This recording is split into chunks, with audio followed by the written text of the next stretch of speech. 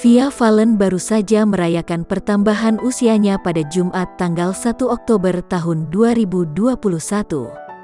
Ulang tahunnya yang ke-30 ini terasa lengkap lantaran kehadiran sang kekasih hati, Chevra Yolandi. Ya, Via merayakan momen bahagianya ini bersama Chevra Yolandi. Hal itu terungkap dari unggahan Instagram Chevra Yolandi pada Jumat tanggal 1 Oktober tahun 2021 dini hari. Pria yang juga vokalis band itu membuat pesta perayaan sederhana untuk Via Valen.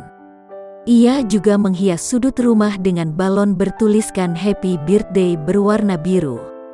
Sementara itu, Via nampak memegang kue ulang tahun bertema Manchester United, klub bola kesukaannya.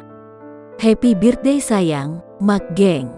Jadilah pribadi yang semakin baik, rendah hati, selalu sayang keluarga, semakin dewasa, murah rejeki, dimudahkan segala urusanmu amin, tulis Chevra Yolandi.